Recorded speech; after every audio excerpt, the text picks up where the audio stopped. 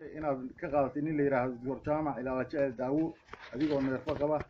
daawadaas marka maxaad warbixin ka bixin ka dhaha bismillahir rahmanir rahim alhamdulillahi rabbil alamin wa bihi nasta'inu ala umuri dunya wad din wa sallallahu ala nabiyyina muhammad wa ala alihi wa sahbihi wa sallam amma ba'd su'aashi walaalkay weydiiyay markii aan ka jawaabo alhamdulillah ilaaha mahad iska leh Dr. Jaamac annaga oo ismaana aqoon waxa ugu horeysay aragtidiis muddo hadda 4 bilood laga joogo oo maxaan ku yiraahdaa asagoo magaalada Beyrad dhexdeed inta gaari ka soo degtay sidii nin wafti ama garanaysa la soo dhaweynayo oo geesihiisa dadkii oo dhan ay soo dhoobteen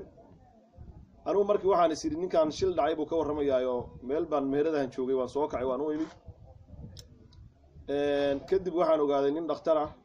oo dhirtaan ilaahay subxaanahu wa ta'ala aynu ku wadankeena inuu ku beeray oo maxaan ku yiraahdaa kulligeed wada daawaadka min daawaadka ay inagaan aqoon u lahayn inuu wax ku daaweynayaan ka war helay dadka hoos ahaan bay u wareysanayeen anigu si toos aan ula hadlay xanuunkii markii aan tabanayay baan u sheegay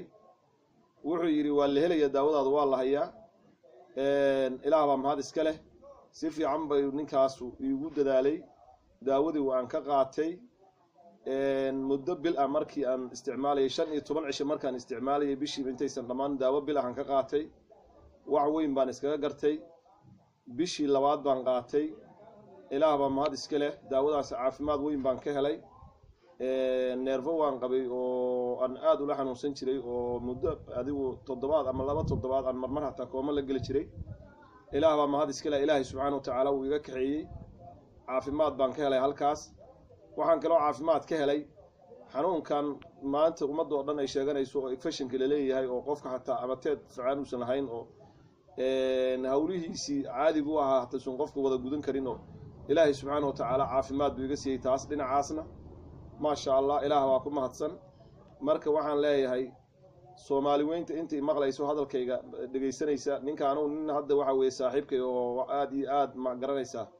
agtayda qiimo ugu leh weeye waxa keenayna wax kala ma ahan isbarashadaas aan isbaranay iyo xanuunka aan maxaan ku yiraahdaa ay hayay oo ilaahay subxaanahu wa ta'ala uu igu soo diray ilaah baa iska leh caafimaadka ilaah baa baxsha asaga sababtu u ahaa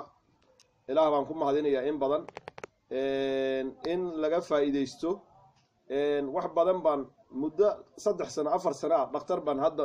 neerfaha baan u tagi jiray hargeysa daawo waa la iga keenay maxaan ku yiraahdaa nin aan maxaan ku yiraahdaa ehelnaayo hadda mareenka kan jira hataa kaniinka waa u qoray bil markaan joogo aan xogaa ku ladnaado xanuunka meeshiisa buu ka kici jiray ilaah baa mahad iska leh hadda intaas maxaan ku yiraahdaa daawadaas aan isticmaalay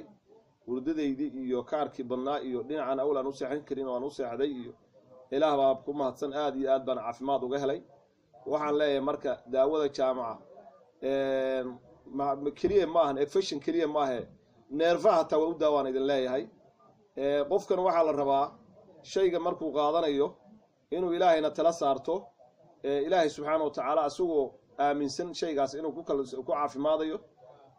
anigu waxaan qabaa dad badan inay kaga raysan doonaan xanuunkaas neerfaha ilaahay idinkiis anigu aad iyo aad baan ugu ladnaaday caafimaad weyn baan ka helay waxaan leeyahay daawadaas ha la qaato waa nin walaalkay oo aad iyo aad u qiimo badan weeye maxaan ku yiraahdaa awalna ismaanan aqoon tilmaanta inta tire leeg ama maanta inta tire leeg waxa keenaya wax kala ma ahan waa caafimaadka aan ka helay ilaah baa caafimaadka bixiyo laakiin waa caafimaadka aan ka helay هذا وبالله والتوفيق انت اسمان اذا السلام عليكم ورحمه الله ما شاء الله ما شاء الله ما شاء الله الله يبارك